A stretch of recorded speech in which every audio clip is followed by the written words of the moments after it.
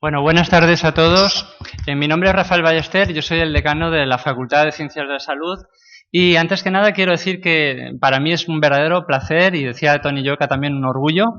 El orgullo es mutuo, es recíproco, por estar moderando esta primera mesa de ponencias en un congreso que yo creo que, bueno, se ha dicho aquí, pero quiero resaltarlo, tiene mucho valor para nosotros y hacia el que sentimos un profundo cariño, ¿eh?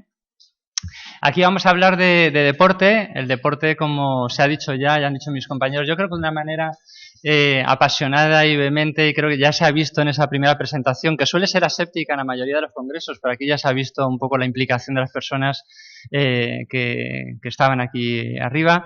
El deporte siempre ha sido muy importante para la UGI, estamos muy orgullosos de nuestro Servei d'Esports y desde aquí, no sé, Carlos Hernando no lo veo, no lo sitúo por aquí, pero imagino que está por allá al fondo. Quiero dar la enhorabuena a él y a Vicente y a todos los que trabajan dentro de él, porque realmente es un survey modélico, muy productivo, está continuamente teniendo ideas, teniendo actividades y generando una cultura de la salud, ¿no?, en todo nuestro campus. Quiero felicitar también a Tony Llueca, que es profesor nuestro de nuestra facultad, y la verdad decir que cuando ellos me plantearon la posibilidad de organizar este congreso, estas jornadas, pues no me pude sentir más contento, más pagado, ¿no?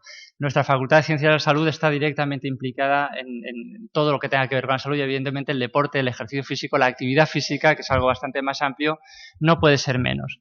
Pero además también, como ha dicho el vicerrector, somos una universidad y una facultad muy implicada en todo lo que tenga que ver con el género y todo lo que tenga que ver con la mujer, muy sensibilizados con la problemática de la mujer y con todos los estudios que tengan que ver con ella. De alguna manera estas jornadas bueno, pues generan una sinergia acerca de muchas cuestiones que nos importan: mujer, deporte, salud y desde la facultad pues todo nuestro beneplácito, ¿no?, a estas jornadas.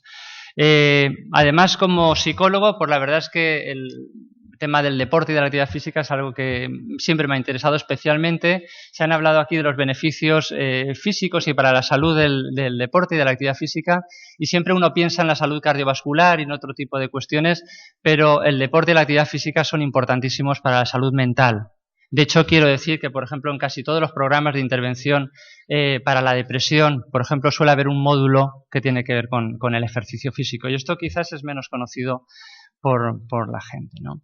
Bien, decir que es un honor para mí estar aquí. Como no tenemos tiempo previsto para esta presentación, aunque querría decir muchas más cosas, sin más dilación paso a presentar a los tres ponentes que tengo el honor de tener aquí. La primera ponente es Miriam Guijarro, es la que, perdón, que se han intercambiado a última hora, tenía pensado girarme a la izquierda. Vale. El segundo ponente es Juanjo Hidalgo y la tercera ponente es Anaís Fuentes. Ahora sí que lo he hecho bien, ¿no? Bien, vamos a tener una mesa de ponencias que desde mi punto de vista es muy interesante, no porque sea la primera, sino porque va a tratar sobre tres momentos del ciclo vital que yo creo que son especialmente críticos, pero críticos sin ninguna connotación negativa, críticos de cruciales en la vida de una mujer. Vamos a hablar primero de la adolescencia. Es un evento vital importante para cualquier persona, sea hombre o mujer. Es algo no elegido, todos pasamos por la adolescencia. El embarazo, esto es crucial y esto sí que es elegido. Y la menopausia, que es algo que tampoco elegimos y es vital. Y si tenemos la suerte de llegar a mayores, pues todos pasamos por ahí, no todas pasáis por ahí, ¿vale? Aquí tengo que utilizar el género femenino. Bien, vamos a tener oportunidad de ver los aspectos más cruciales relacionados con la actividad física y la mujer en estos eventos vitales. Y ya entrando con la primera ponencia, he nombrado a Miriam Guijarro. Ella es licenciada en Medicina y Cirugía por la Universidad Rovira i Virgili en el año 2011 y actualmente es R4, para los que no estéis familiarizados, residente de cuarto año de obstetricia y de ginecología en el Hospital General Universitario de Castellón. Tienes la palabra. Sí que quiero decir de entrada que tenemos el tiempo muy limitado, entonces vamos a intentar ser estrictos y calcular unos 20 minutos por presentación y después así tendremos una media hora aproximadamente, 25 minutos para que participéis y hagáis todas las preguntas que consideréis. Muchas gracias. Bueno, hola, buenas tardes a todos.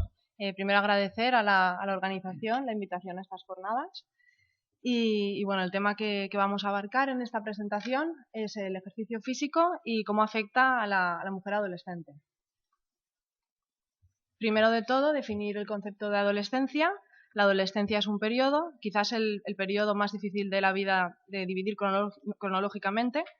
Y bueno, comienza con el inicio de la pubertad, que es cuando se desarrollan los caracteres sexuales secundarios y cuando se adquiere la capacidad de reproducción sexual, y finaliza con la conclusión del crecimiento.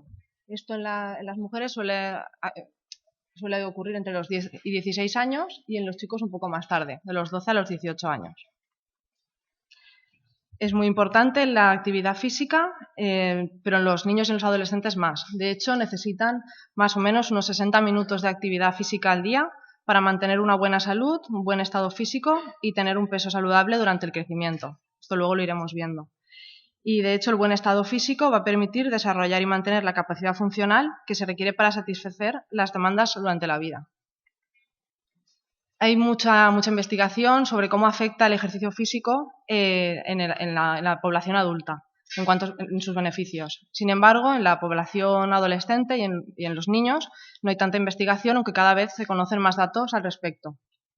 Aquí explicaremos un poco los efectos que tienen sobre el peso, sobre el aparato locomotor, el aparato cardiovascular, sobre el metabolismo, y hablaremos también de los efectos psicológicos positivos que tiene.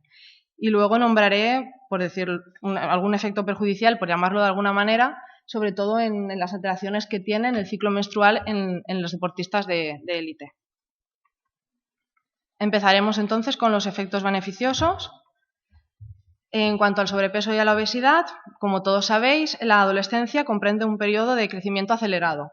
Es cuando se produce un aumento importante de la talla y de la masa corporal. En las mujeres, sobre todo, aumenta la masa grasa, que es la grasa que hay en las mamas, en las caderas, en los muslos. Y bueno, este crecimiento, junto con la actividad física, es lo que condiciona los requerimientos energéticos. Por tanto, si no tenemos una ingesta calórica adecuada, es decir, tenemos una restricción energética, podremos tener un retraso del crecimiento y de la maduración corporal. Este problema es importante, sobre todo en los países en vías de desarrollo, donde la gente fallece de hambre, pero la realidad es que en los países desarrollados las ingestas calóricas superan a las necesidades. Y esto es importante porque derivan un importante problema de sobrepeso y obesidad. De hecho, en España aproximadamente el 13% de chicas entre 13 y 15 años tienen sobrepeso. Y además España es el segundo país con mayor prevalencia de sobrepeso en Europa. Esto es muy importante porque es el responsable del 80% de obesidad tipo 2 en el adulto, del 55% de hipertensos también en el adulto y del 35% de cardiopatía isquémica. Por lo tanto, hay que hacer hincapié en los adolescentes, ya que es un grupo clave de prevención de estos problemas en la edad adulta. Y como ya he dicho antes, se recomiendan 60 minutos casi diarios de actividad física en los adolescentes, ya que evita la obesidad y el sobrepeso. Aquí, bueno, os enseño una revisión del año 2006, selecciona 14 artículos y lo que quería era analizar la eficacia del ejercicio físico como tratamiento único para el sobrepeso y la obesidad. Y sí que se vieron los resultados del estudio que disminuía la grasa corporal cuando se practicaban más de 155-180 minutos de ejercicio a la semana. Sin embargo, no habían cambios cuando se producían menos de 120 minutos de ejercicio. Este es otro estudio, es de mayo de este año, de 2015, y lo mismo, quería evaluar los efectos que tenía la práctica deportiva y las diferencias que hay entre géneros en niños y adolescentes. Y se vio que los deportistas eran más activos, que estaban más en forma y que tenían menos grasa corporal, sobre todo las chicas. Lo que ocurría es que estos beneficios disminuían en la adolescencia, sobre todo en las chicas también. Por lo tanto, podemos decir que la actividad física disminuye el peso graso, previene el sobrepeso y la obesidad y disminuye el depósito de grasa. Más beneficios pues sobre el aparato cardiovascular, ya que previene enfermedades cardiovasculares y previene y controla la tensión arterial. Más beneficios sobre el aparato locomotor, ya que la actividad física es necesaria para un proceso de maduración y de crecimiento corporal normal, aunque no influye en la estatura que se alcanza, en la estatura definitiva. También aumenta la masa muscular y produce un aumento de la densidad ósea. Este estudio de aquí, que se hizo con 74 adolescentes, quería evaluar esto, ver cómo influía el ejercicio en la densidad ósea, y sí que se vio que deportistas que hacían deportes de salto tenían un 4% más de densidad ósea en el cuello femoral que los que no lo practicaban. Sin embargo, no se vieron diferencias en la columna vertebral.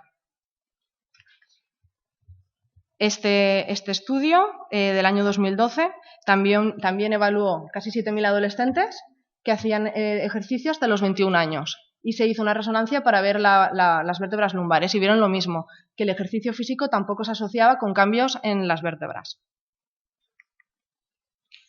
Más beneficios en el metabolismo. El ejercicio mejora el perfil lipídico, es decir, disminuye las grasas y el colesterol LDL, que es el colesterol que se conoce como colesterol malo, y aumenta el colesterol, el HDL, que es el bueno. Y además mejora la sensibilidad a la insulina, el metabolismo de la glucosa y el control metabólico en los diabéticos.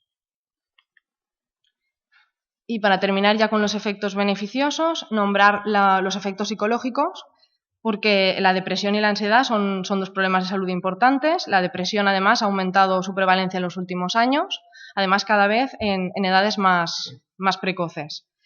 Afecta aproximadamente entre un 3,5 y 5% de los adolescentes, en una relación 2:1, es decir, el doble en las chicas que en los chicos. Esto es importante por el impacto que tiene en su crecimiento, en su desarrollo personal, en el rendimiento escolar y en sus relaciones familiares e interpersonales. Y bueno, la ansiedad, porque es el problema psiquiátrico más frecuente en la adolescencia, que se da entre un 15 y un 20%. La literatura científica dice que hay una relación positiva entre hacer ejercicio físico y la disminución de la depresión y la ansiedad y el aumento de la autoestima. Como ya he dicho, las chicas presentan más síntomas depresivos que los chicos. Y los síntomas depresivos se incrementan en las chicas durante la adolescencia, que curiosamente es cuando ellas disminuyen la actividad física. Y ahora aquí os enseño unos artículos sobre esto. Este es del año 2014 y quería evaluar cómo se asociaba la actividad física con los síntomas depresivos en la adolescente. Y sí que se vio que las chicas que practican menos actividad física tienen más síntomas depresivos que los chicos y que altos niveles de actividad física se asocian a bajos niveles de depresión.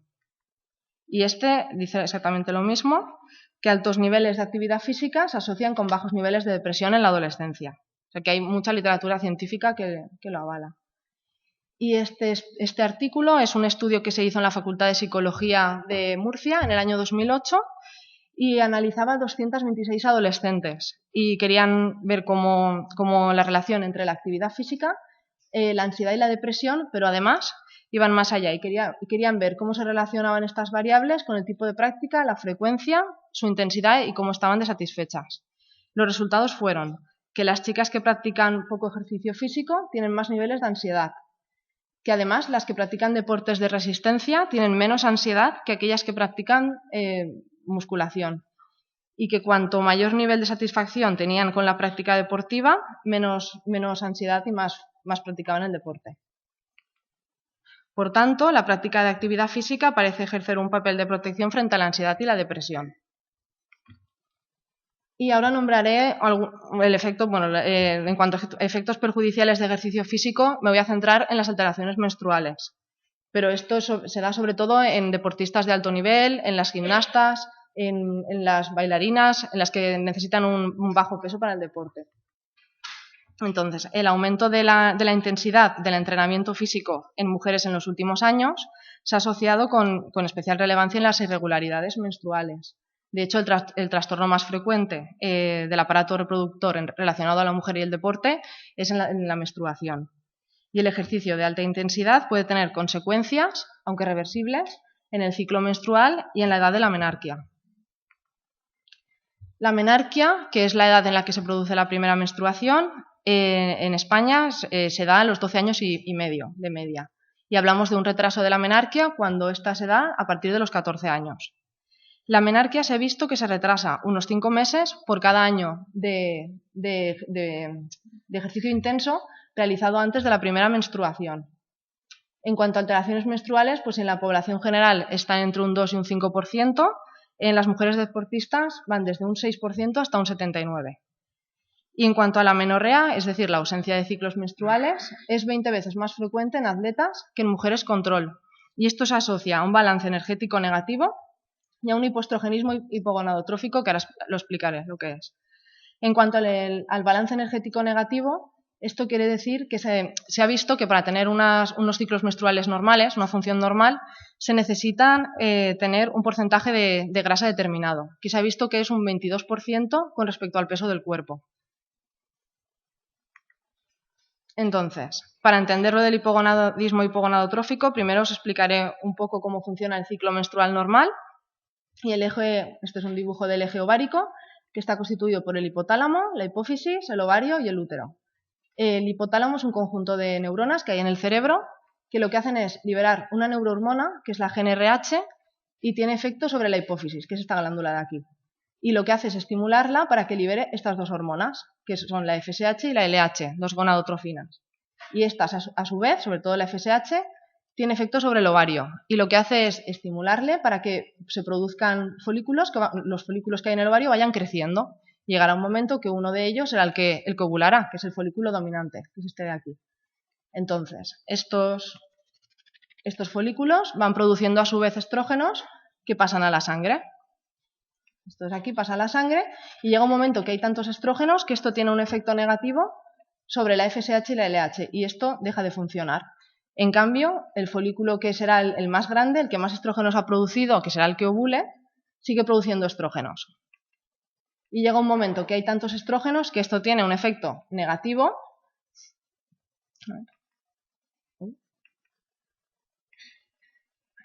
Tiene un efecto negativo aquí. Un efecto positivo y estimula a la LH, que es la que hará que el folículo ovule y se produce la ovulación más o menos el día 14 de la regla, del ciclo. Después de esto el folículo se rompe, libera el ovocito y el folículo ahora que está roto se llama cuerpo lúteo y sigue produciendo otra sustancia que es la progesterona, que es la que prepara el útero para que en caso de que haya fecundación el cigoto se pueda implantar. Si no ha habido fecundación, la progesterona disminuye y el endometrio se desprende y se produce la menstruación, ¿vale? Más o menos el día 28. Entonces, en las deportistas que requieren bajo peso, esto lo que ocurre es que se produce hipogonadismo, es decir, no funciona el ovario porque no hay gonadotrofinas, es decir, estas hormonas. Y la causa es porque hay un bloqueo a este nivel, a nivel de la GnRH, que inhibe su secreción y por lo tanto este ciclo no tiene lugar y estas deportistas no ovularán y por tanto no menstruarán. Esta amenorrea inducida por el ejercicio es reversible. Durante periodos de descanso, las atletas normalizan los niveles de estrógenos en sangre y normalizan la función menstrual. El problema viene cuando hay largos periodos de amenorrea, porque pueden haber complicaciones esqueléticas, sobre todo en edades que todavía se está completando la maduración ósea. De hecho, en la adolescencia se alcanza el 48% de la maduración ósea. Por tanto, el adolescente pasará a la edad adulta con un déficit irreversible de masa ósea, que esto en un futuro puede desencadenar en problemas tan severos como la osteoporosis. Y ya para terminar, nombrar los anticonceptivos, ya que se recomienda la terapia hormonal en forma de anticonceptivos de bajas dosis, porque de esta manera se corrige esta carencia estrogénica que he explicado, porque no repercute en el rendimiento durante el ejercicio, porque además otro hándicap es que protege del embarazo no deseado. Y entonces doy paso al segundo ponente, que como he dicho antes es Juanjo Hidalgo, el doctor Hidalgo. Él es licenciado en Medicina y Cirugía por la Universidad de Valencia, médico especialista en obstetricia y ginecología, es especialista también en Medicina Familiar y Comunitaria, trabaja en el Hospital Comarcal Universitario de Vinaroz y es profesor asociado nuestro de la Unidad Predepartamental de Medicina y por tanto está dentro de nuestra Facultad de Ciencias de la Salud. Él, como hemos dicho antes, va a hablar de otro evento importante, muy importante en la vida de toda mujer, que es el embarazo. Cuando quieras, Juanjo.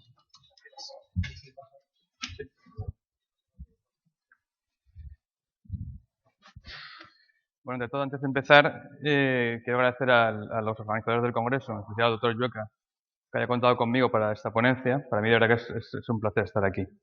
Bueno, en los próximos 20 minutos vamos a hablar sobre un tema que si no controvertido, sí por lo menos ha generado y genera muchas dudas, como es bueno, la posibilidad o la conveniencia de realizar ejercicio físico durante la etapa de la vida, como es el embarazo. Aquí seguro que hay aficionados al atletismo, seguro, o practicantes o bueno, atletas, ¿no? Seguro conocen a esta mujer es Alicia Johnson Montaño. Esta mujer ha sido 7 veces campeona de Estados Unidos de 800 metros, fue quinta en los Juegos Olímpicos de Londres y cuarta en el Mundial de Atletismo de Moscú de 2013. Y esta mujer, aparte de estos méritos deportivos, bueno, pues se hizo famosa el año pasado porque, bueno, durante su embarazo siguió compitiendo, bueno, siguió entrenando, a un altísimo nivel y, de hecho, estando gestante de 34 semanas, pues compitió en los campeonatos nacionales de Estados Unidos en 800 metros y no, bueno, evidentemente no ganó, no hizo un mal papel, pero tampoco hubo ninguna complicación, no hubo ningún problema.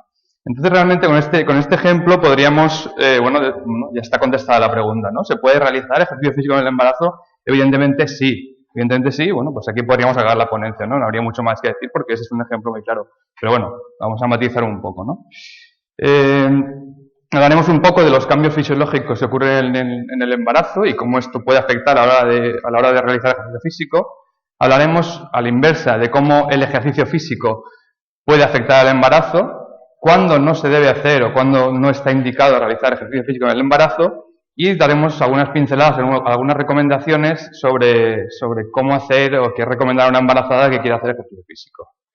Como ya he dicho, es un tema que ha generado y sigue generando ciertas dudas o cierta controversia, ¿no? Ya desde el inicio, en toda la historia, a lo largo de la historia, ha habido posiciones enfrentadas, ¿no? Ya incluso Aristóteles, o en el libro del Éxodo de los judíos, ya se recomendaba, o por lo menos se hablaba de los beneficios de cara al parto de realizar un ejercicio físico regular. Ha habido posturas en ese sentido y posturas en sentido contrario, en el que prácticamente lo que se decía es que la mujer en el embarazo tiene que estar absolutamente, pues casi que sin moverse, ¿no?, de la cama o del sillón, ¿no? Esto incluso en el siglo XX. Llegamos a la época actual en la que lo que prima son los estudios científicos, la evidencia, lo que dicen los expertos, las sociedades científicas, y esto es en lo que estamos ahora, ¿no? Vamos a ver un poco lo que pasa con esto. La teoría es que cada vez hay más evidencia, eso está claro.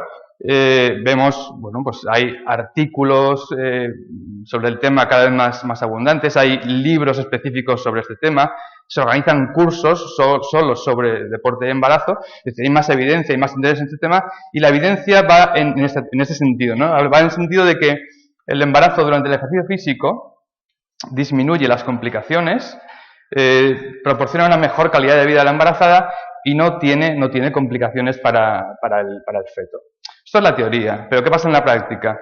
Bueno, la práctica es que nos seguimos guiando, y nosotros, los ginecólogos, pues probablemente los primeros, por por principios sociales, culturales, incluso un poco de sentido común, y en muchos casos se ve a la embarazada como una persona a la que hay que sobreproteger, ¿no? Y sobreproteger muchas veces es equivalente a hacer reposo.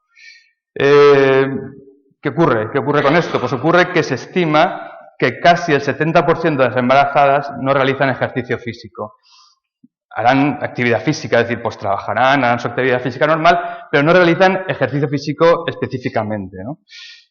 ¿Por qué ocurre esto? Bueno, pues ocurre probablemente por muchos motivos. Hay un desconocimiento por parte de las embarazadas, por parte de los profesionales, ginecólogos, matronas, médicos de familia, pues tampoco probablemente no conozcamos muy bien el tema.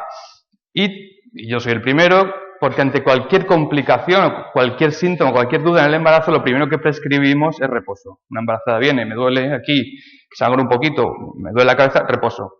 Muchas veces porque no tenemos otra cosa, pero es lo que se hace, ¿no?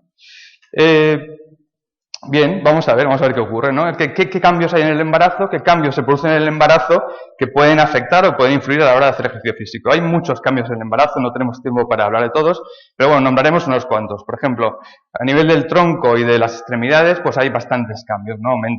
Aumenta el peso, se redistribuye la masa corporal, cambia el centro de gravedad, las articulaciones, los ligamentos, tienen más laxitud por efecto hormonal. Músculos, por ejemplo, como los rectos del abdomen, sufren una diástasis, una separación, son más laxos, más débiles. En el pie, por ejemplo, hay una tendencia a la pronación, se aplana el arco plantar, y todo esto, ¿qué conlleva? Pues conlleva que la embarazada, bueno, pues amplíe su base a la hora de andar, lo que se conoce como marcha de pato de la embarazada, o el orgullo de la embarazada, ¿no? Como andan las embarazadas. Se altera el equilibrio de la embarazada, no tiene la misma capacidad para hacer cambios rápidos de dirección, no tiene la misma agilidad, bueno, tiene una mayor propensión a sufrir mareos, caídas, lesiones, dolores articulares, y esto, bueno, pues hay que tenerlo en cuenta.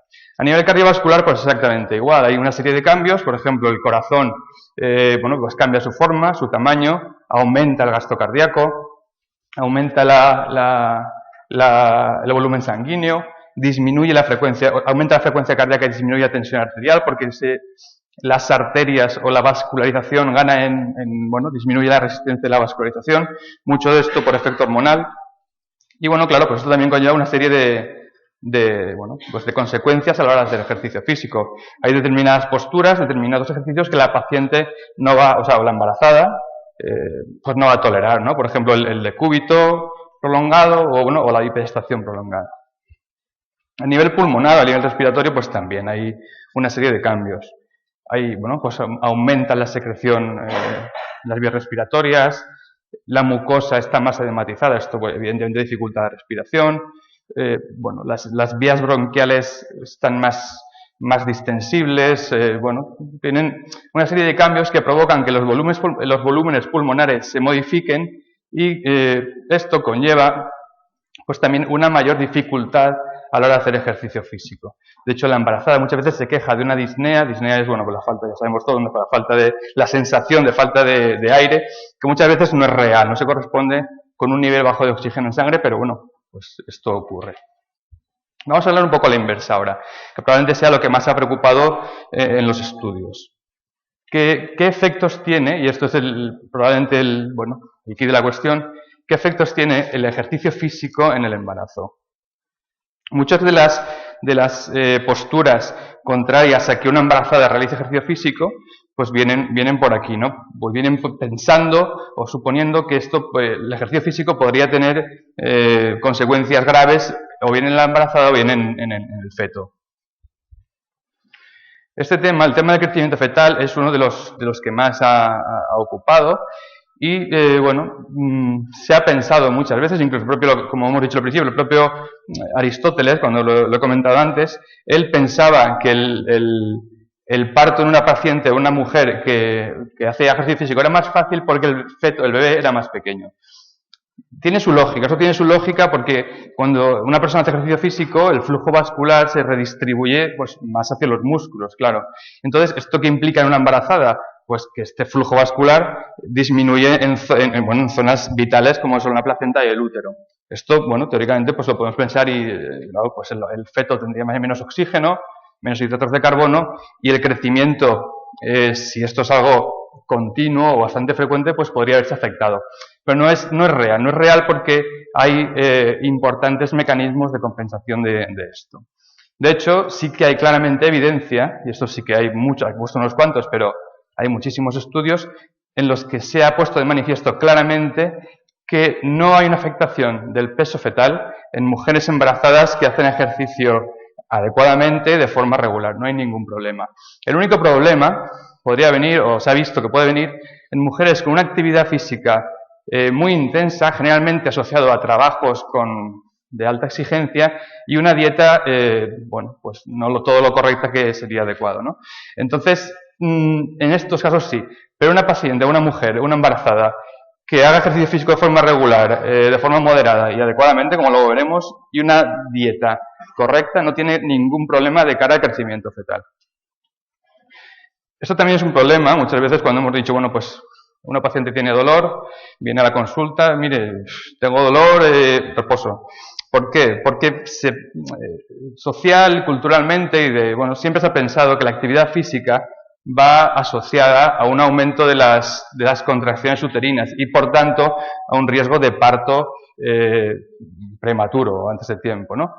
Esto también hay evidencias de que no es así. Es decir, una mujer que haga un ejercicio normal no se ha visto que la actividad física afecte a la actividad uterina, si lo haces mínimamente. Lo que sí que hay que tener en cuenta es que si una mujer ya tiene un riesgo de parto prematuro por otros factores, pues evidentemente tendrá que tener cuidado. Pero el ejercicio no provoca ese riesgo. En cuanto a la nutrición, pues exactamente igual. Una mujer embarazada ya requiere un mayor aporte calórico que una mujer no embarazada. Por lo menos 300 calorías al día a partir del segundo trimestre. Si además hace ejercicio físico, pues las necesidades nutricionales serán mayores, sobre todo en hidratos de carbono, que es el principal combustible, por decirlo así, del feto. Por esto hay que tenerlo en cuenta. Es decir, una mujer embarazada que haga ejercicio físico regularmente, pues tendrá que mejorar o por lo menos que adecuar su nutrición.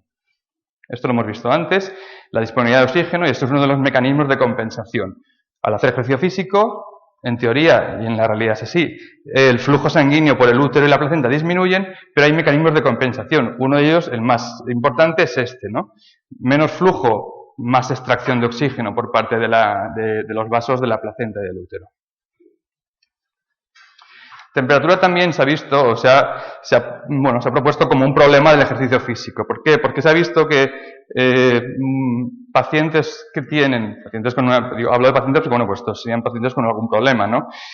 Una temperatura corporal por encima de 39 grados en las primeras semanas de embarazo sí que pueden tener problemas de teratogenia en el embrión, es decir, problemas de malformaciones.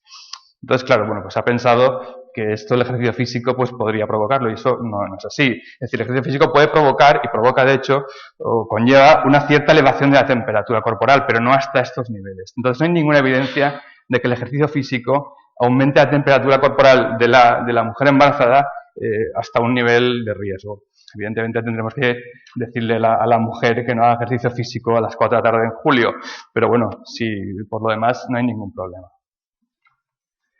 En cuanto a las complicaciones, que es uno de los temas que más se está estudiando ahora mismo, es decir, las patologías y las complicaciones que el embarazo, específicos del embarazo, probablemente los grupos que están estudiando el tema en este momento, ¿no? Como es el grupo de Motola en Canadá o Barakat aquí en Madrid, bueno, pues están haciendo estudios centrados en ciertas patologías del embarazo y cómo el ejercicio influye en ellas. La que más se ha estudiado es la diabetes gestacional, que es una enfermedad bastante importante durante el embarazo, bastante prevalente.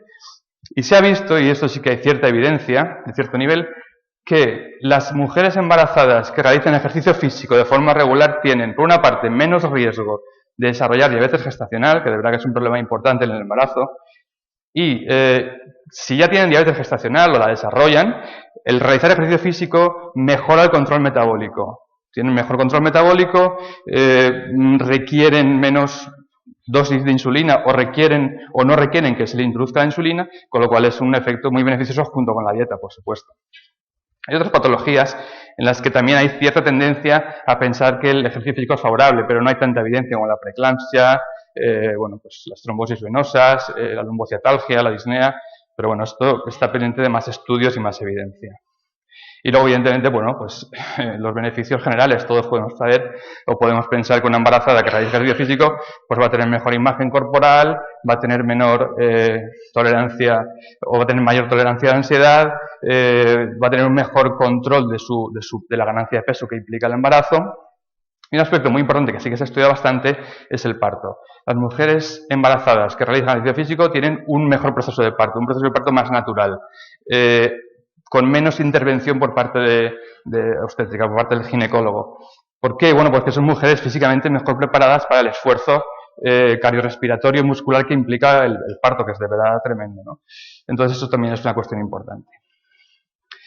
Hasta ahora, bueno, todo parece muy bonito, todo está muy bien, todos son beneficios, ¿no? Pero bueno, hay ciertas contraindicaciones para el ejercicio físico. Hay algunas, no me extenderé mucho, aquí en el pendrive esta presentación está, entonces tenéis la lista, pero bueno, aquí tenemos algunas situaciones en las que no es adecuado realizar ejercicio físico. Pues bueno, ya lo hemos dicho, ¿no?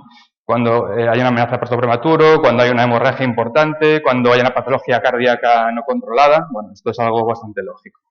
Hay otras contraindicaciones que, si no absolutas, sí que por lo menos tienen que hacer a la embarazada que consulte y tener un mejor control, ¿no? Pues lo vemos aquí, algunas patologías que no estén bien controladas, una mujer que nunca haya hecho ejercicio, pues a lo mejor el embarazo puede hacerlo, por supuesto, pero con cierto cuidado, no es el momento a lo mejor de empezar a hacer ejercicio físico. Una obesidad extrema o una delgadez extrema, Bueno, esto hay que tenerlo un poquito en cuenta.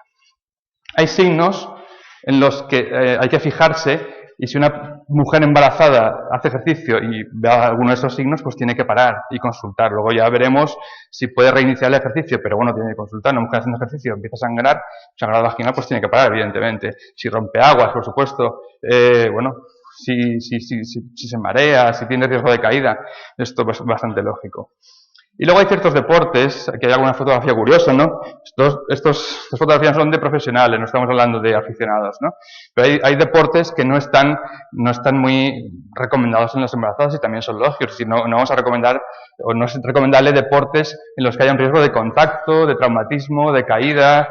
Bueno, pues una embarazada haciendo esquí o haciendo escalada, pues tiene sus riesgos, lógicamente. El submarinismo también es un deporte de riesgo, sobre todo para el feto, que no tiene capacidad de adaptación a la descompresión.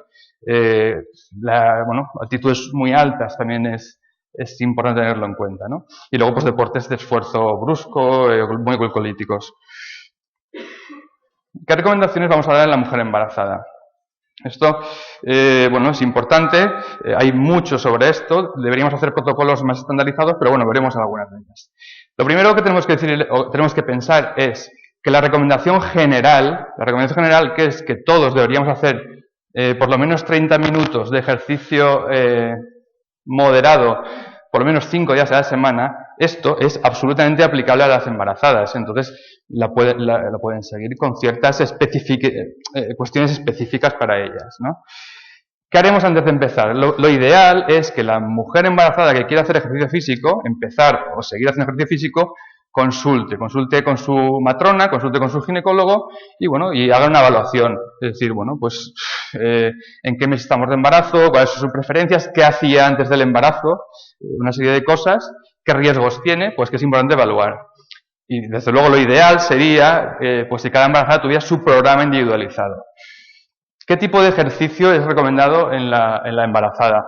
Bueno, pues lo ideal sería que una embarazada combinara un ejercicio aeróbico de mejoría cardiorrespiratoria, muy recomendables, pues caminar, la bici estática, los ejercicios de natación, ejercicios en piscina, combinar este ejercicio aeróbico con un entrenamiento musculoesquelético que mejorara la flexibilidad articular y, bueno, le proporcionara una mayor resistencia muscular. Pues el yoga, el pilates, y luego, si no hay ningún problema en hacer pesas, en hacer musculación, simplemente con ciertos matices, es decir, bueno, pues en vez de utilizar peso libre, utilizamos bandas elásticas o máquinas.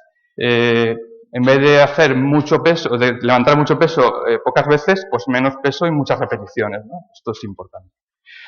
En cuanto a la intensidad, bueno, la intensidad moderada que estamos todo el rato hablando, ¿qué es la intensidad moderada? Bueno, la intensidad moderada es la equivalente a andar a esta velocidad, a 4 o 6 kilómetros por hora. ¿Cómo se mide? Se han propuesto muchas maneras. Esta tabla es una tabla bastante...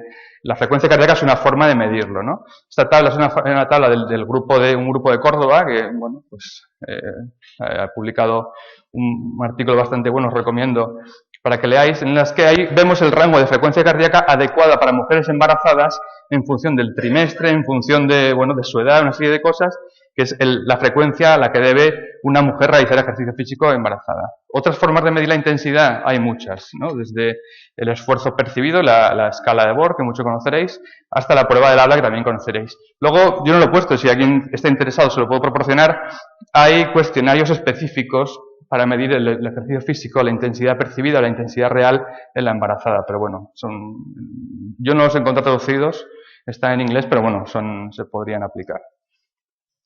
En cuanto a la duración, frecuencia, ya no me extiendo mucho más. Y la progresión, bueno, pues también es algo lógico, ¿no? Ya lo hemos dicho. Una duración entre 30 y 45 minutos por sesión, una intensidad moderada y una progresión paulatina. Aquí tenéis también una propuesta de un entrenamiento para embarazadas, también del grupo de Mata de Córdoba, bueno, en función del trimestre de embarazo y, bueno, pues recomendando una serie de cosas en cada trimestre en cuanto a frecuencia de ejercicio, duración, modalidad, progresión. Bien. Lo que tenemos que tener claro, o lo que tenemos que dejarle claro a la embarazada es que el embarazo ni es un momento para ponerse en forma o para adquirir una forma que no tenía antes la mujer, es decir, no es el momento de bueno, de adquirir una gran condición física si antes no la teníamos, y desde luego no es un momento de hacer ejercicio físico para adelgazar.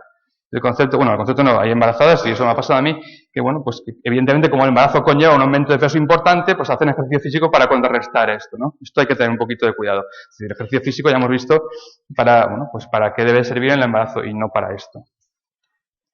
Aquí tenéis un par de tablas, esto no lo vamos a leer, pero mucho ya lo hemos hablado, es una especie de resumen de las recomendaciones de qué debemos favorecer y qué debemos evitar en las embarazadas. Algo lógico, es decir, pues por ejemplo, recomendar que el ejercicio físico empiece desde el principio, no al final del embarazo, que la intensidad, bueno, lo que hemos hablado, ¿no? Una serie de cosas, bueno, aquí lo tenéis, lo podéis leer, pero bueno, recomendaciones básicas. Y finalmente os recomiendo este folleto, es un folleto del Colegio Americano. Está traducido, el acceso es libre online, y es un folleto divulgativo.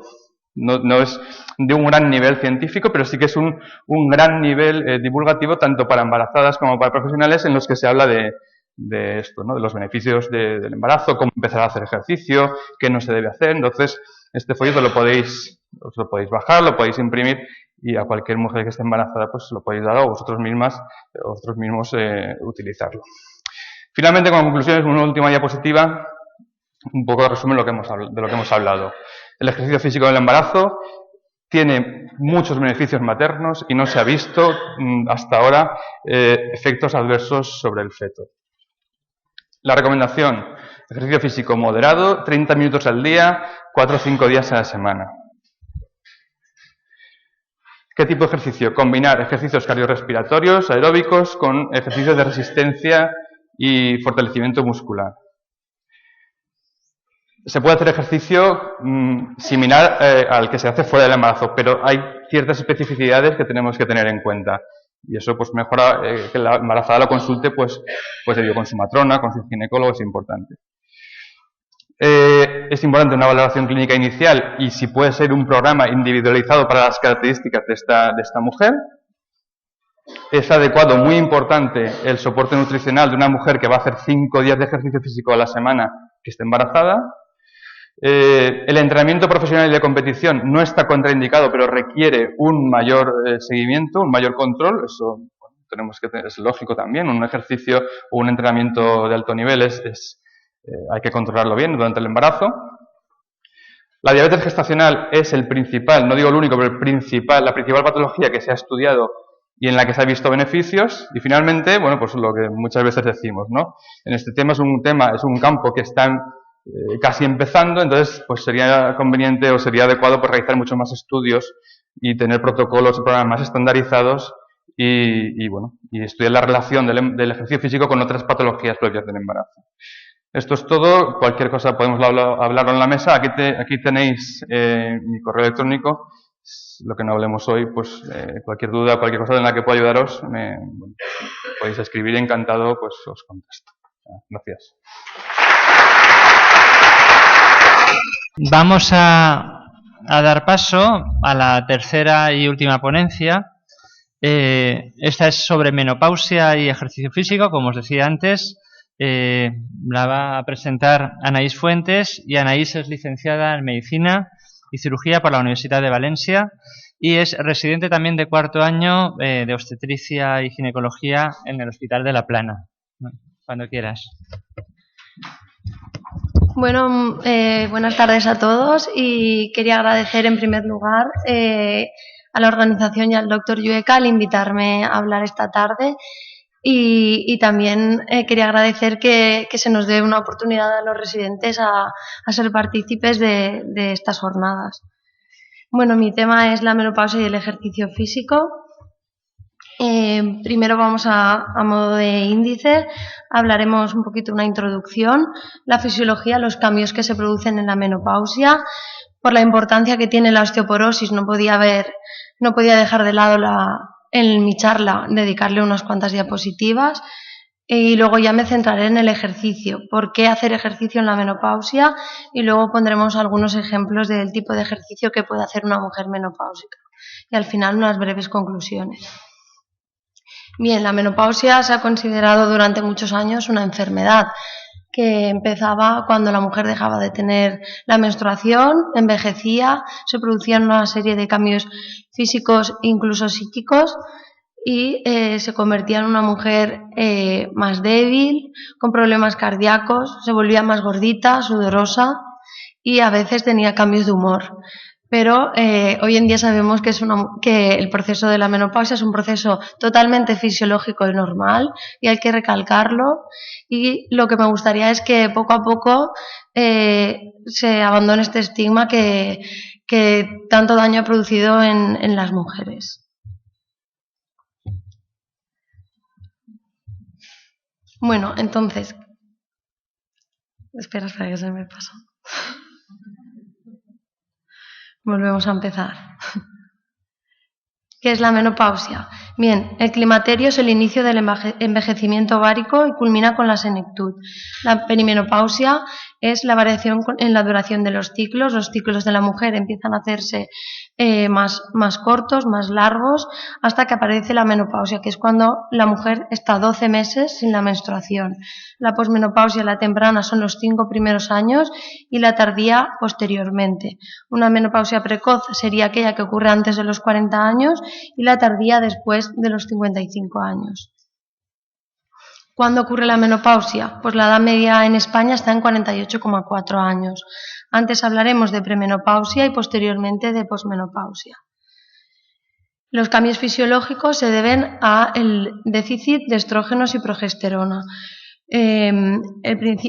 Principalmente hay una distribución de la grasa y aparece la obesidad troncular, que es uno de los componentes del síndrome metabólico. El síndrome metabólico es la distribución de la grasa en el tronco, aumento de los triglicéridos, disminución del colesterol bueno, aumento de la tensión arterial y hay una intolerancia a la glucosa. Además, se altera el perfil lipídico, apareciendo la aterosclerosis, que es la acumulación de lípidos en las arterias, y como no hay efecto vasodilatador de los estrógenos sobre las coronarias, pueden aparecer pues el infarto. Todas estas tres cosas hacen que aparezca la enfermedad cardiovascular, que, como después diremos, es la primera causa de muerte en la mujer posmenopáusica. Además, hay una pérdida del tono muscular y de la fuerza de los ligamentos, que se hacen más laxos, que sostienen la vejiga y el útero. Hay una atrofia del sistema genitourinario y de la piel, que pierde elasticidad y aparecen las arrugas. Además, hay unos cambios en el sistema osteoarticular con la aparición de la osteoporosis. Todo esto deriva en una serie de síntomas que su prevalencia es variable porque la percepción depende de cada mujer. Y la cultura y biología, como sabemos, están muy relacionadas y hacen que la percepción sea muy subjetiva. Dependerá del papel de la mujer en la sociedad, de su nivel de educación socioeconómico, del estado de salud, de su actividad física, de sus relaciones personales y de sus creencias religiosas. Los síntomas vasomotores son los más frecuentes y los más conocidos, los sofocos. ¿Qué es un sofoco? Pues es una repentina sensación de calor que empieza en la cabeza o en el pecho y luego se generaliza. Además, suele acompañarse de rubor, sudoración profusa y palpitaciones, y pueden durar de unos segundos incluso a varios minutos. Se debe a una alteración de la termorregulación porque hay una adecuada vasodilatación periférica. Ocurre en el 35-50% de las perimenopáusicas y en el 30 y en el 80% de la menopausia. La frecuencia es variable, hay mujeres que lo sufren algunas veces en el día y hay otras que es incluso horarios. Todo esto hace que impacte fuertemente en la calidad de vida de la mujer, y esto depende de factores individuales, sociales y culturales. ¿Qué más cambios encontramos? ¿Qué más síntomas? Pues lo primero que aparece son las alteraciones del ciclo, que es el síntoma inicial. Luego las alteraciones del sueño, que son muy importantes porque ocurren en el 60% de las mujeres. El sueño es de peor calidad, aparece insomnio y muchas veces viene dificultado por la presencia de sofocos nocturnos. Los síntomas psicológicos y cognitivos, bien, pues son muy importantes, aunque no se ha demostrado una relación directa en la bibliografía con el déficit de estrógenos, pero sí que está muy relacionado con la vivencia de los síntomas de la menopausia, que pueden alterar la estabilidad emocional. Los sofocos, el insomnio pueden hacer que aparezcan alteraciones como la ansiedad, la depresión e incluso trastornos sexuales, como la disminución de la libido o la dispareunia, que es el dolor en la penetración. Los síntomas genitourinarios, pues aparece sequedad, infecciones, dispareunia, incontinencia o prolapso de los órganos pélvicos. Además hay cambios en la piel, que es menos elástica, aparecen las arrugas y luego aparecen las alteraciones osteoarticulares, con una alteración del equilibrio que está relacionada con las caídas y las fracturas, que ahora veremos. Bien, ya pasamos a la osteoporosis, que por su prevalencia es importante que hablemos de ella. Es un trastorno del esqueleto que se caracteriza por una alteración de la resistencia ósea que predispone a un mayor riesgo de fracturas. Se debe al déficit de estrógenos y al envejecimiento. La resistencia ósea es igual a la calidad ósea y la densidad mineral ósea. La densidad mineral ósea, los criterios de la OMS que clasifican al hueso como normal, osteopénico, es decir, que tiene menor densidad mineral ósea, osteoporótico o enfermo, está clasificado comparando el hueso normal con el hueso de un adulto joven, expresado en desviaciones estándar. Normal es -1, osteopenia de -1 a -2,5 y osteoporosis cuando es menor de -2,5. La calidad ósea es la interacción de los componentes del hueso que le dan flexibilidad y resistencia. Y ahí está la microarquitectura y el recambio óseo. El hueso está continuamente formándose y destruyéndose. Cuando hay un desequilibrio en el remodelado, aumentan las cavidades de resorción y disminuye el tejido óseo. Aquí vemos en esta imagen cómo las cavidades son más grandes y las trabéculas que se llaman son más finas. La incidencia, el 35% de las mujeres de más de 50 años van a padecer osteoporosis y esto se eleva hasta la mitad de la población de las mujeres mayores de 70 años. Las fracturas más frecuentes son las vertebrales, las de muñeca y las de húmero, y con la edad vemos que aumentan las vertebrales y las de cadera exponencialmente. Los factores de riesgo. Aquí hay una tabla en que se recogen los factores de riesgo. Por hacer un pequeño recordatorio, pues el riesgo relativo, cuando es menor de 1, significa que el factor es un factor protector y cuando es mayor de 1 es un factor de riesgo. Y ya centrándonos en la charla, el sedentarismo tiene un riesgo relativo de un 1,7, es un factor de riesgo para la osteoporosis, y el ejercicio físico, tanto moderado como intenso, es menor de 1, es un factor protector de la osteoporosis. Para prevenirla, pues bien, debemos llevar una vida saludable con una alimentación enriquecida en calcio y vitamina D. Aquí vemos alimentos ricos en calcio y en vitamina D, lácteos, legumbres, hortalizas y pescados azules, y hacer hincapié en el sol, en la vitamina D. Es importante la ausencia de tóxicos, el tabaco, ejercicio físico regular, y ahora vamos a por ello, y se ha visto que un consumo moderado de alcohol también es beneficioso. ¿Qué intervenciones podemos hacer en la menopausia? Pues bien, antes se primaban mucho los tratamientos farmacológicos, tanto hormonales como no hormonales, pero hoy en día hay una controversia por la aparición de algunos riesgos del tratamiento. Por ello, hoy en día se privilegian las acciones preventivas con una vida saludable y ejercicio físico regular. Entonces, el ejercicio en la menopausia, ¿por qué? Los beneficios son múltiples y ahora los vamos a desarrollar uno a uno. Bien, pues ayuda a mantener un peso adecuado. Se ha visto que el ejercicio regular y una alimentación equilibrada ayuda a mantener el índice de masa corporal. Además, evita la obesidad y la diabetes mellitus, disminuyendo los requerimientos de insulina y de antidiabéticos orales. Es recomendable caminar a paso rápido 30 minutos diarios y, si es posible, la mujer no tiene ninguna limitación, incluso correr. Y luego entraremos. Frena la osteoporosis, aumenta la masa ósea y la densidad mineral ósea, así como la masa muscular, y reduce el riesgo de caídas y de fracturas. Son recomendables los ejercicios de resistencia y de soporte de peso porque ayudan al remodelado óseo, y no son recomendables los ejercicios de impacto, como saltar. Favorece el sistema cardiovascular, mejora la circulación y favorece el retorno venoso. Hay un estudio que se vio que 9 semanas tras dieta y ejercicio disminuían el peso, la frecuencia cardíaca en reposo, el colesterol total, el LDL, que es el colesterol conocido como malo, los triglicéridos, la tensión arterial sistólica o alta y la diastólica, que es la baja. Además, aumenta el HDL, que es el que conocemos como colesterol bueno. Con todo ello hay menor riesgo de enfermedades cardiovasculares como el ictus y el infarto.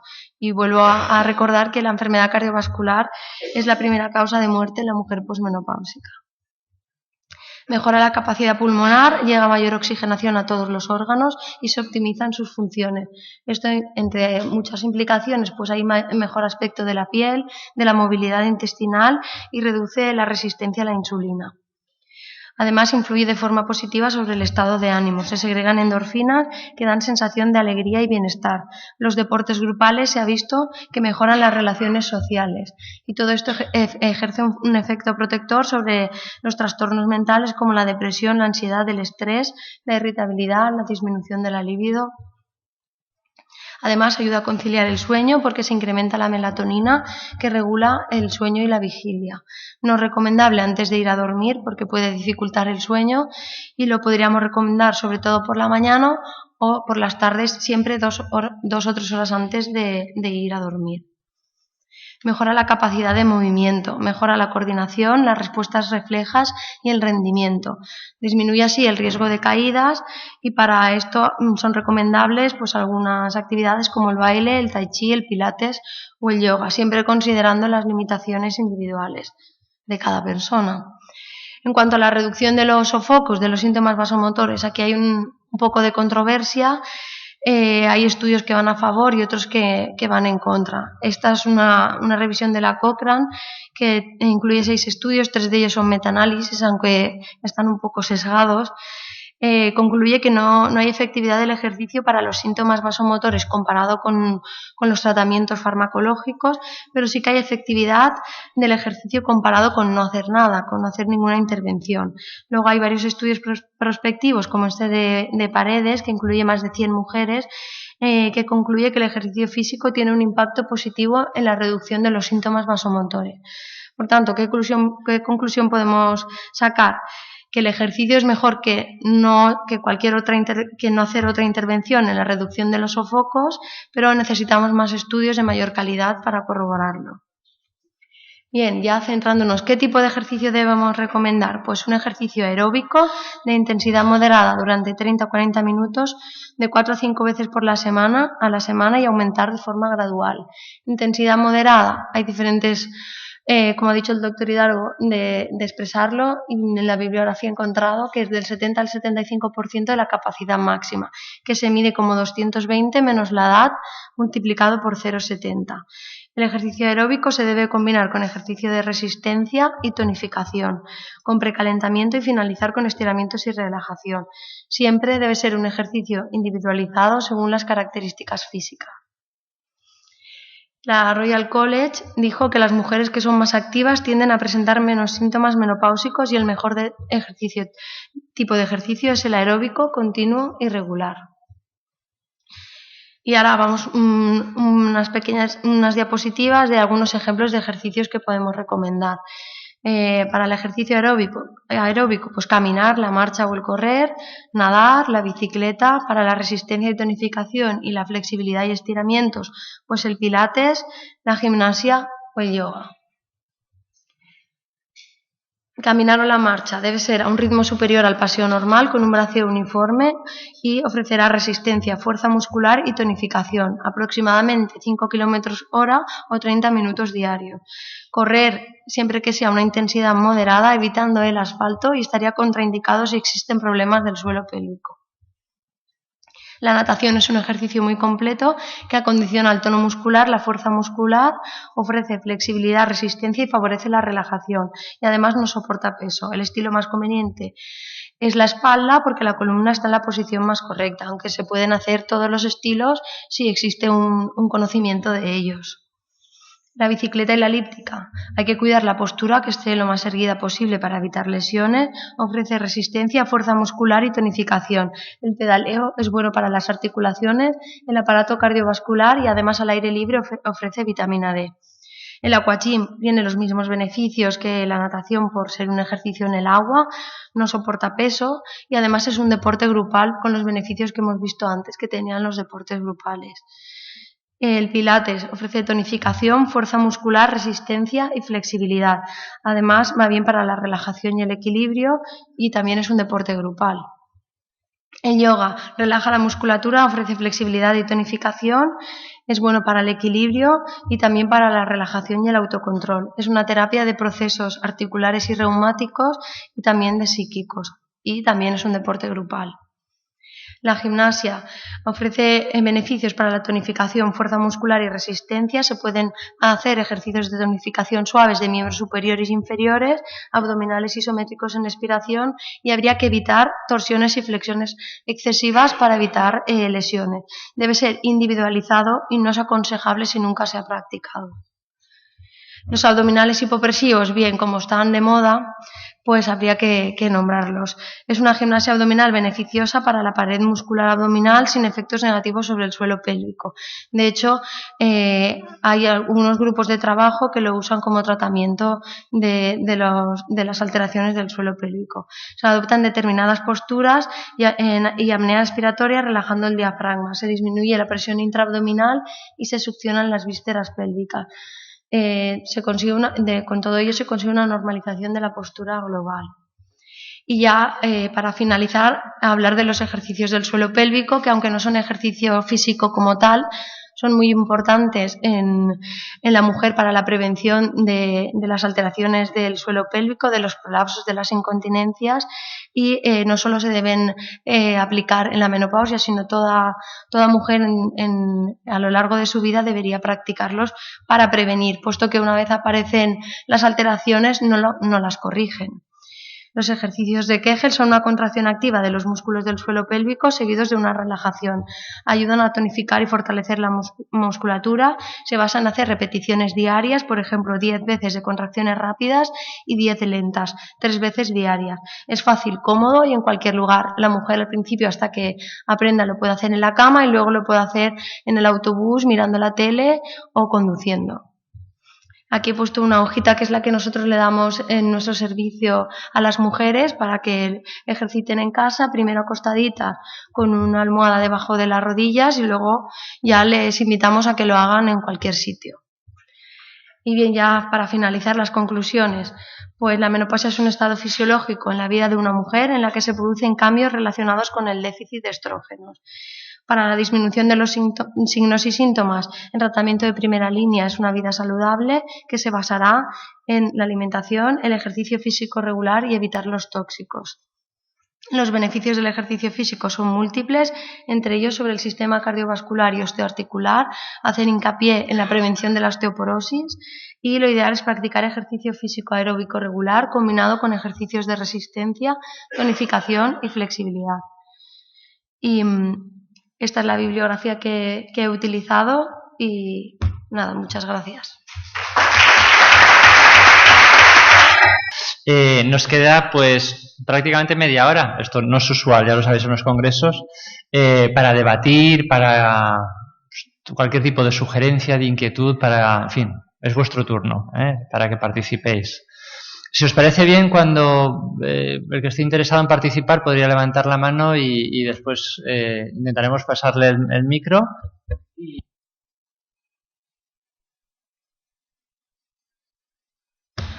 Os presentáis para que sepamos quiénes sois y decís también a quién dirigiríais la pregunta, cuando queráis. ¿Hay una primera? Muy bien. Hola, bona vesprada. Jo és per al doctor Hidalgo sobre l'embaràs. Soc Inés Calduc, soc llicenciada en Educació Física, ¿vale?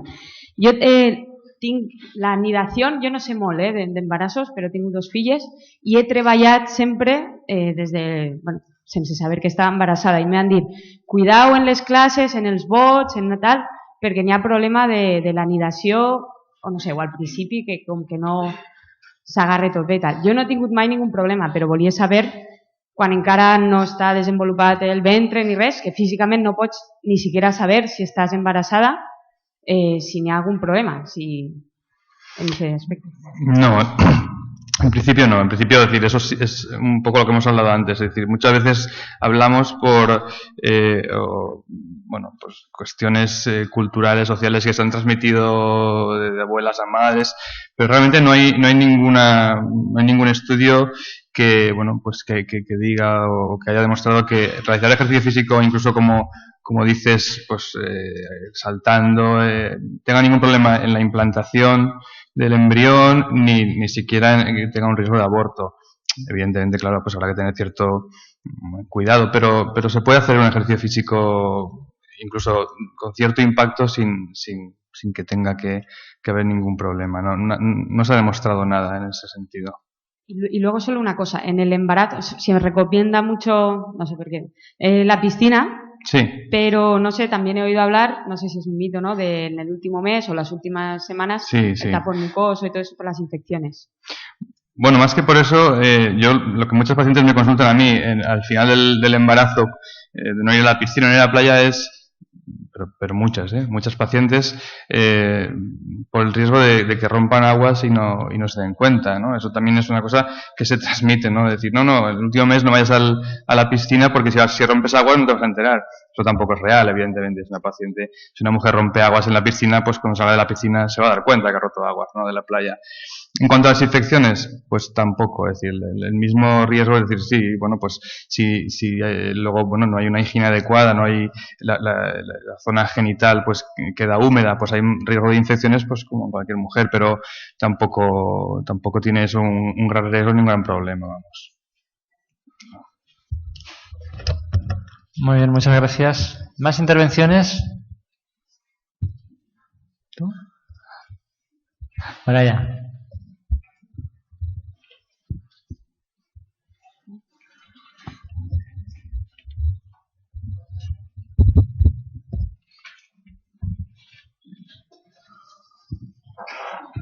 Buenas, me llamo Samantha y quería preguntar a la chica que ha hecho la ponencia sobre adolescencia.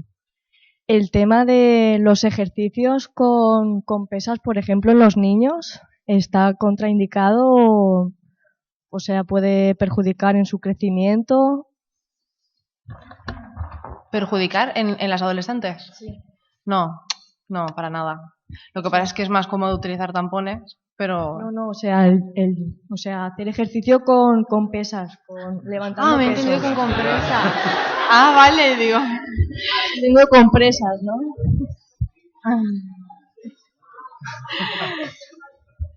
Perjudicar, pues depende de las horas también que practiquen. Pero si el ejercicio está bien hecho, también pueden hacer. Claro, no hay ningún problema en principio, ¿no? No.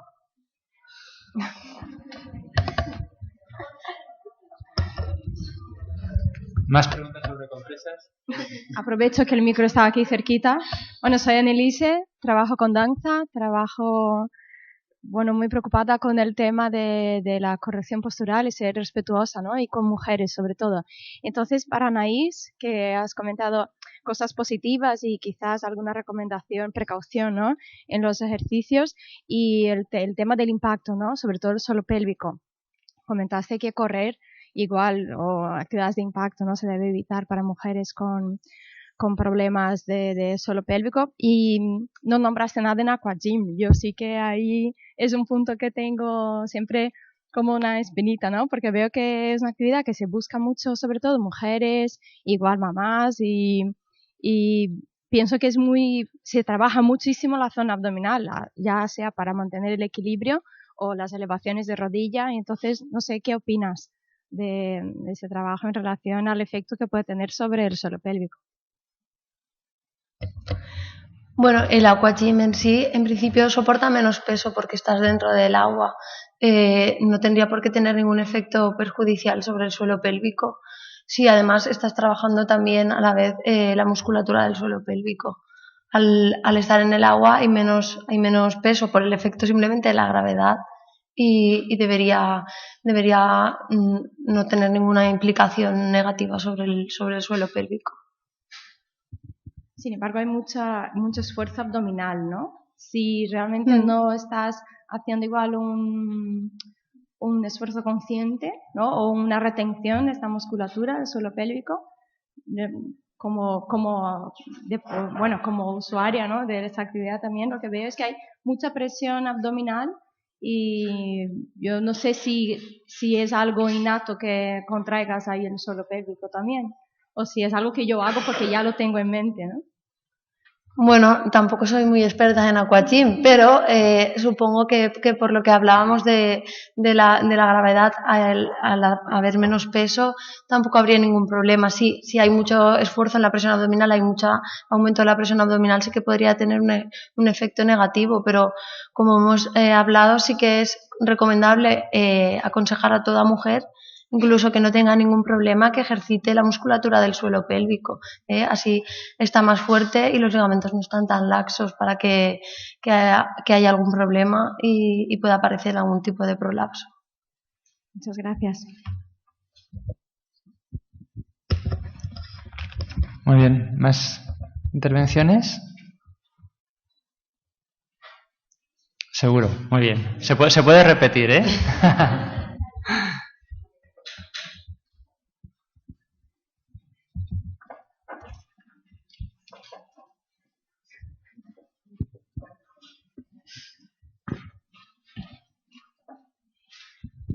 Bueno, a veure, jo volia preguntar si coneixeu, els ginecòlegs, un treball que se diu Huesos para la Vida, que és un treball que consisteix en alineació postural i en xicotets impactes, molt xicotet, i el que beneficia és sobre la massa òssea. És un treball que està basat en Feldenkrais, és una tècnica de consciència corporal, no sé si heu sentit parlar o no, però bueno, és que m'agradaria, ja que és un congrés i que és un lloc que al millor que pugueu interessar-vos en conèixer, saber, perquè és un treball que no se coneix en Espanya algo, poquet, en altres parts d'Europa molt, i és una llàstima que no se pugui, o que la gent desconegue que se pot practicar. És un treball que té estudis realitzats i beneficia sobre la massa òssea directament, no? A part del tema postural i de la mobilitat general del cos. I està indicat per a prevenció i per a millora de problemes de la massa òssea, de l'osteoporosi. Doncs volia saber si haveu sentit parlar o si no, recomano que busqueu perquè és interessant.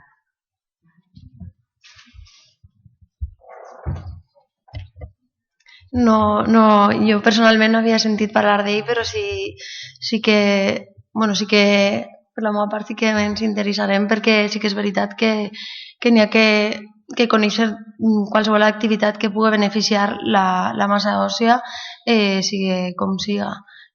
I jo sí que és veritat que havia fet referència a que els exercicis d'impacte podien ser perjudicials en la menopàusia i volia aclarir que depèn de quin impacte. Que sí que els exercicis de força van bé per a la musculatura i per a la qualitat de l'os, però clar, sempre també tenint en compte les característiques individuals de cada dona.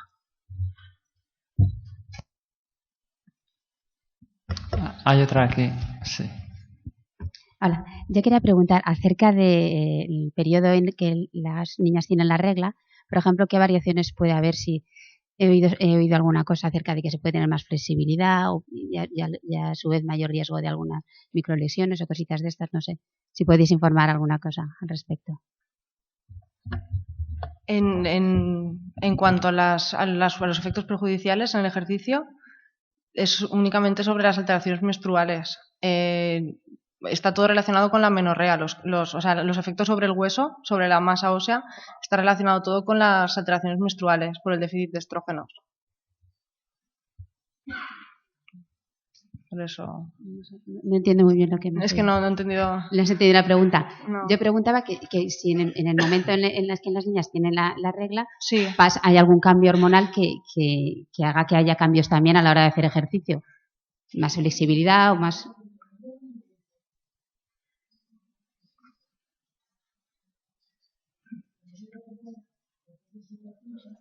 Sí.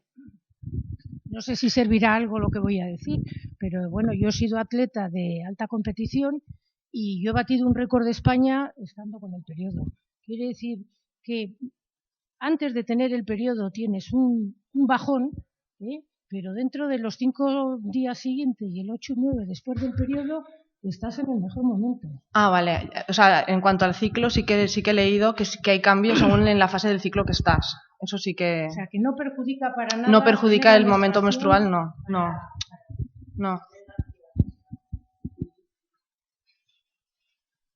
¿Y sobre la flexibilidad no habéis oído nada? ¿Nadie sabe nada? Sobre la flexibilidad no. No, bueno, pues que yo sí que he oído alguna cosa y por eso pues quería si me podíais aclarar. Yo había oído en el sentido esto de que se podía tener más flexibilidad esos días, pero al mismo tiempo esa facilidad también podía entrañar cierto riesgo. No, yo por lo que yo he leído en los artículos es que da igual la fase en la que estés, que no afecta para nada en la actividad física. No tiene efectos. No he encontrado ningún efecto que realmente esté relacionado con la fase del ciclo. Muy bien, gracias. ¿Más intervenciones?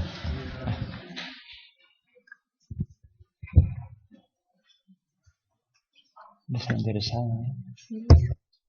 Yo soy Merche Marqués, estoy un poco afónica. Yo acabo de cumplir 50 años. Me ha gustado mucho todas las ponencias, pero la de Anaís especialmente. Yo soy corredora popular y ahora estoy preparando la maratón. Y no sé lo malo que puede ser que pues el entrenamiento que hacemos y hacer pues esas largas distancias. Cuando tendría que retirarme o eso, ¿no?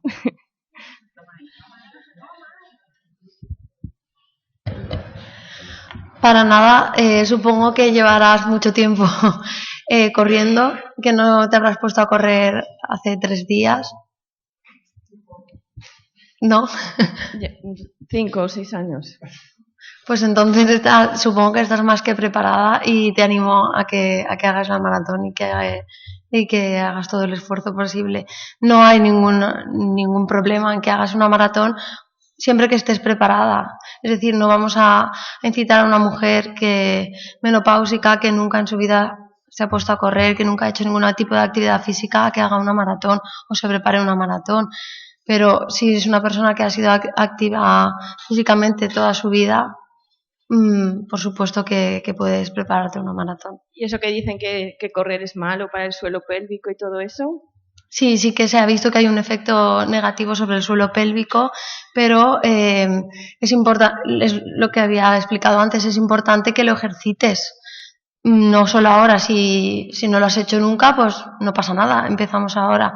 Pero es importante que todas las mujeres que estemos aquí hagamos ejercicios de fortalecimiento de la musculatura del suelo pélvico. Entonces, puedes seguir corriendo, aunque te aumenta el riesgo de tener una alteración del suelo pélvico, un prolapso, pero puedes empezar a hacer ejercicios de rehabilitación.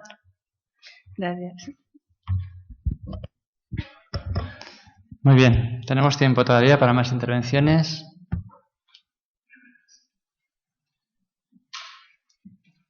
¿Alguna más? Mientras os lo pensáis, ¿me permitís que os haga yo una pregunta para Anaís y para Miriam? Os quería preguntar hasta qué punto una educación no sexista mejoraría los índices de sedentarismo en la adolescencia y en la menopausia. Me explico. Parece que en la adolescencia el adolescente está más preocupado por desarrollar su masculinidad o su feminidad que ninguna otra cosa, ¿no? Y parece que el ejercicio potencia o refuerza la masculinidad en los chicos, pero no la feminidad en las chicas. Digo socialmente, ¿no? Se lanza ese mensaje. No sé hasta qué punto eso puede influir. Y después, en el caso de la menopausia, tengo la sensación también de que lanzamos el mensaje de que la mujer menopáusica se tiene que retirar absolutamente de todo, de su sexualidad, del ejercicio físico, porque ya es menopáusica, porque es como menos mujer, ¿no? Y me parece una agresión más, formas de agresión a la mujer. No sé si creéis que eso lo podríamos reconducir un poquito con una buena educación que fuera menos sexista. No sé, es mi sensación, no quiero, igual estoy psicologizando un poco esta cuestión, pero ¿qué pensáis vosotras sobre esto? Yo creo que sí que es muy importante hacer hincapié en la importancia, sobre todo en la chica adolescente, del deporte por todos los beneficios que he nombrado y sobre todo por el aspecto psicológico. Porque se ha visto que hay mucha depresión, mucha ansiedad y que afecta sobre todo a las chicas. Tienen un pico en la adolescencia, que es justamente cuando ellas dejan de hacer deporte. Hacen en la infancia y en la adolescencia disminuyen el deporte. Entonces yo creo que ahí habría que hacer sobre todo hincapié en ese grupo. Sí, yo estoy totalmente de acuerdo contigo que ahí sí que hay un poco de en desfavor a la mujer, lo que he explicado al principio de la presentación, ¿no? Que la mujer menopáusica es una mujer enferma, es vieja, no tiene estrógenos, no tiene la regla, ya no puede tener relaciones sexuales, es una mujer. Pues no, esto es lo que quería sobre todo hacer hincapié al principio para que quedara claro. Es un proceso fisiológico y debe ser es una mujer totalmente normal, y sí que habría que educar a la sociedad en que es una mujer sana que puede hacer cualquier tipo de ejercicio mientras esté preparada, e incluso tener una vida sexual totalmente plena y activa. Muchas gracias. ¿Os lo habéis pensado para hacer más participaciones mientras tanto? Muy bien. Bien. Bien, hay dos. Sí, allá al final y después tú por tercera vez. Hola, jo soc Maribel i volia preguntar-vos, en una edat menopàusica, per exemple, una persona que ha tingut una activitat física limitada, no massa activa, hasta quin punt pot ser un benefici o un perjudici el tindre una activitat física, començar una activitat no, una marató o una cosa pareguda? Hasta quin punt? Per Anaïs, clar. Bueno, qualsevol activitat física té un benefici sempre acompanyada d'una vida saludable, com he explicat. En l'alimentació té un benefici, en la menopàusia en tot el que m'he explicat, siga des d'anar a caminar fins a una persona que siga més preparada i vaig a córrer o anar de tots els dies 60 minuts. Segons les possibilitats de cadascú, i sobretot és molt important el que he dit al final, augmentar de forma progressiva i ser constant, ser regular. Qualsevol activitat física és beneficiosa.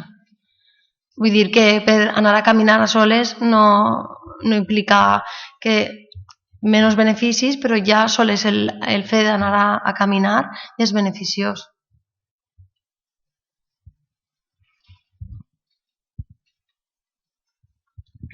Hola, perdona.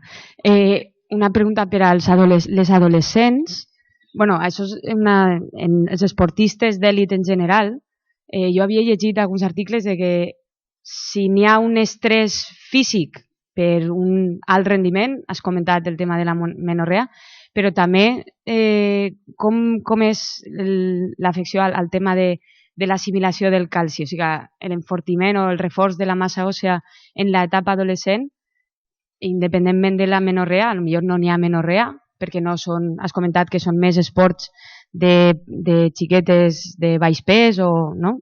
Si no n'hi ha una falta de regla, l'estrès físic, o sigui, l'excés d'entrenament del rendiment també pot afectar a... No lo he nombrado, pero bueno, lo iba a poner, lo que pasa es que al final no lo he puesto, pero sí que no se sabe muy bien el mecanismo, pero el estrés también, igual que deportes, yo he nombrado sobre todo los que tienen una pérdida de peso porque es lo más fácil de entender, pero los deportes que tienen musculación, también esas personas pueden tener amenorreas, y el estrés también. No está tan conocido el mecanismo, la verdad es que el mecanismo el más conocido es el de las chicas que pierden peso, pero también tiene alteraciones menstruales. Físico, ¿eh? Sí, físico. Estrés físico, deportes de musculación y luego aparte los más frecuentes que son por pérdida de masa grasa. No está claro, no. Nada. Muy bien. ¿Alguna pregunta más?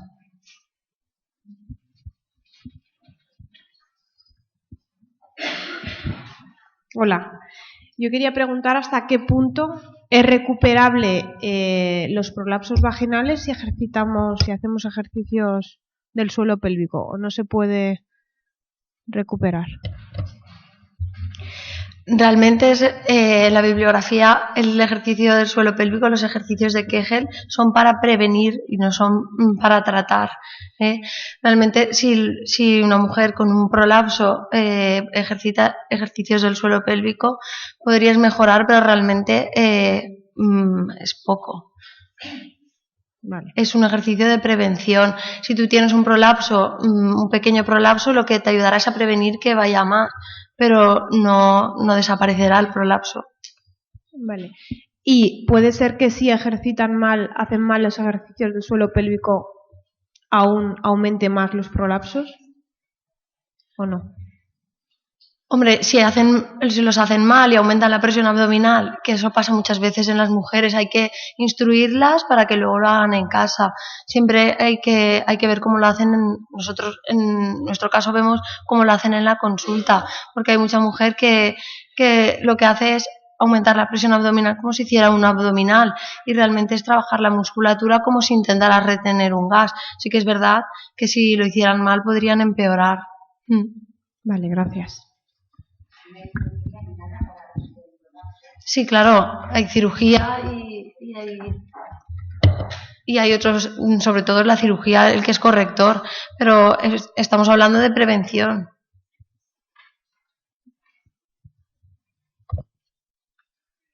Creo que nos da para una última pregunta y cerraríamos esta mesa.